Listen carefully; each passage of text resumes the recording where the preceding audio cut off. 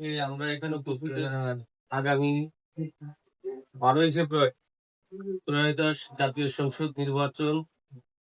এই নির্বাচন উপলক্ষে আমরা সবাই শেষের নির্বাচন এবং আমাদের এই খুলনা 3 আসনের সংসদ সদস্য পদপ্রার্থী বিএনপি মনোনীত পদপ্রার্থী আলহাজ রকিবুল ইসলাম বকুল ভাই তার নির্বাচন করার জন্য আজকে আমরা এখানে সবাই সমাবেত হয়েছি।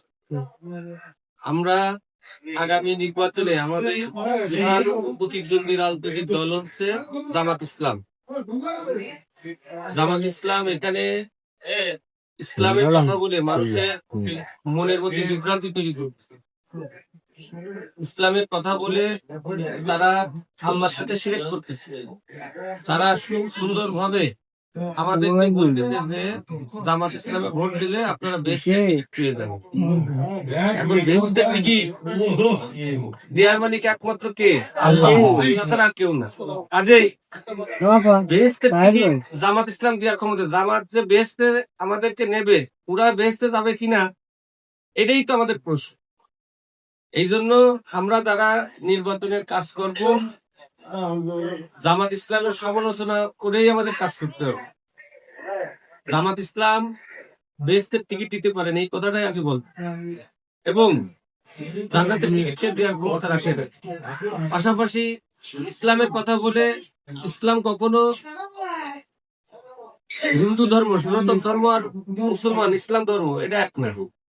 তারা কিন্তু একজন হিন্দু পদপ্রার্থী দিচ্ছেন, মানে হিন্দু প্রার্থী যখন দিছে তখন এই ইসলামিক রাজনৈতিক দল থেকে তারা সরে গেছে। তারা এখন ইসলামিক দল না, কাজেই তাদের সমালোচনা করে আমাদের ভোট চাইতে হবে।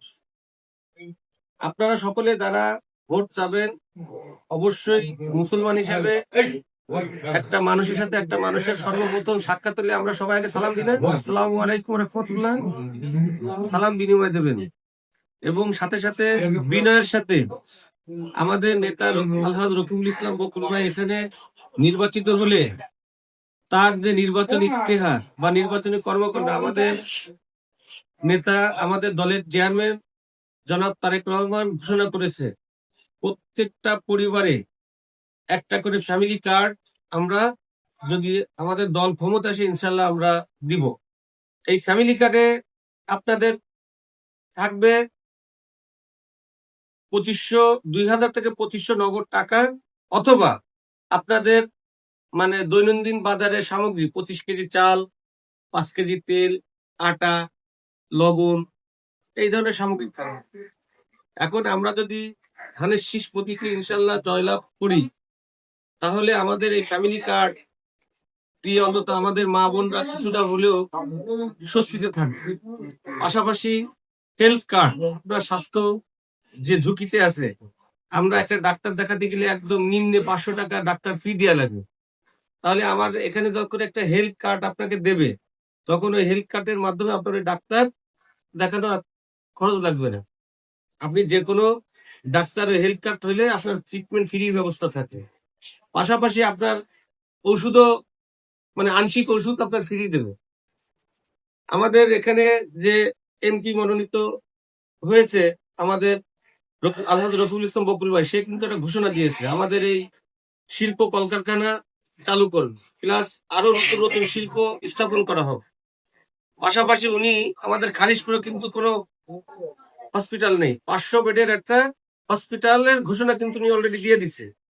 আমরা যদি এখানে খালিশপুরে একটা 500 বেডের হসপিটাল হয়, সেখানে নিম্নে 1500 লোকের কর্মসংস্থান হবে। পাশাপাশি আমাদের স্বাস্থ্য সেবাটা সহজে চলে গেল। যেমন আমাদের কঠিন রোগ হলে আমরা দ্রুত 250 বেডে চলে যাই, আমার খালিশপুরে থাকলে তখন আমরা দ্রুত সেই খালিশপুরে সেই হসপিটালে আমাদের সেবাটা, স্বাস্থ্য সেবাটা নিতে পারবো। কাজেই আপনারা সকলেই ধানের শীষের প্রতীকে ভোট চাবেন এবং নিজেদের পরিজন সহ সকলের ভোট দেওয়ার জন্য নিজেদের ঐক্যবদ্ধ হবেন। আর জামাত ইসলাম থেকে নিজেদেরকে গুটায় নেবেন, কারণ জামাত ইসলাম একটা ভণ্ড প্রতারিত রাজনৈতিক দল। দৃশ্যমান আওয়ামী লীগ আমাদের সামনে থাকে, দৃশ্যমান দেখা যায়, জামাত ইসলামকে দেখা যায় না, ওরা থাকে মতো গভীরে সংগঠন। এই জন্য ওই আত্মঘাতিক লোক থেকে নিজেদেরকে দূরে সরাই রাখবেন। ওরা আপনাকে সামনাসামনি দেখবে, কিন্তু আপনাকে কখনো আপন করতে পারবে না। আমরা যত সহজে মানুষকে আপন করে নিতে পারি, ওরা সহজে আপন করতে পারে। এটি খেয়াল রাখবেন। আর আজকে থেকে এই যে পিন্টু চাচা যেভাবে আপনাদের নির্দেশনা দেয়, যেভাবে আপনাদেরকে এখানে এই যে ইউনিট ওয়াইজ কাজ করানোর জন্য নির্দেশনা দিচ্ছে, আপনারা সেই মোতাবেক কাজ করবেন। অবশ্যই আপনাদের ভোট আপনারা প্রয়োগ করবেন। পাশাপাশি পরিবারের ভোট আগে নিশ্চিত করতে হবে। আপনার পরিবার, আপনি ধানের শীর্ষে আছেন, দেখা গেল আপনার পরিবার গোপনে ওই যে বেস্টের টিকিট নিয়ে, মা বোনদের তো মন নরম, মা বোনদের মন নরম, তারা আমরা মুসলমান হিসেবে আমরা খুব দ্রুত, কিন্তু আসলে মন নরম একটা কথা বলে গেছে না, এবার দিয়ে দিল। তারা কিন্তু আর একটা ভুল উঠছে, আপনারা তো আওয়ামী লীগ বিএনপি কে দেখেছেন, এবার নতুনদের দেখেন। নতুন যারা রাজনৈতিক দল, যাদের সর্বস্তরে আপনারা জামাতের কর্মকাণ্ড দেখেছেন, জামাতের লিস্টেড কর্মী লিখিত, ওরা কাউকে একটা সাহায্য সহযোগিতা পাইছে? কোনোদিন পাইছে? আজকে থেকে 94 সালে, 94 না 95 সালে আমাদের ওই জামাত ইসলাম, ওই যে শ্রমিক কল্যাণ ফেডারেশনের অপোজিটে আগুন ধরে, যে বড় আগুনটা ধরলো, আগুন ধরে পুরো সাইকেল হয়ে গেল। ওদের তো একটা বিরাট অফিস থাকে ওখানে, কত মানুষ অসহায়। বিএনপি তখন আশরাফ ভাই হুইপ ছিল, আশরাফ ভাইয়ের মাধ্যমে আমরা অনুদান, প্রত্যেকটা পরিবারে অনুদান দিয়ে আইছি ওই জায়গা যারা পুরো ক্ষতিগ্রস্ত হয়েছিল। কিন্তু জামাত শিবিরের কোন লোক কি অনুদান দিছিল? না। পাইছে তাদের নিজস্ব লোক ছাড়া অন্য কাউকে কিন্তু কোনো অনুদান দেয়নি। ঈদ যায়, কুরবানি দেয়, তারা কিন্তু গরু কুরবানি দেয়, তাদের লোক ছাড়া কিন্তু অন্য কাউকে দেবে না। আর আমরা যারা সমাজে বসবাস করি, সমাজে সকলকে নিয়ে চলি, ঈদ হোক কুরবানি হোক, এ ব্যতীত আমরা যারা সমাজে মানুষ নিয়ে চলি, সুখে দুঃখে মানুষকে 2 টাকা পারি, 1 টাকা পারি, অথবা ভালো ব্যবহার করে পারলেও মানুষকে উপকার করার চেষ্টা করি। তারা কিন্তু এটাও করেন। তারা ঠিক তাদের নিজস্ব, তারা এনজিও সিস্টেম, রাজনৈতিক দল এনজিও সিস্টেম, তারা আপনার কাছ থেকে চাঁদা নেবে, আপনাকে উপকার করবে।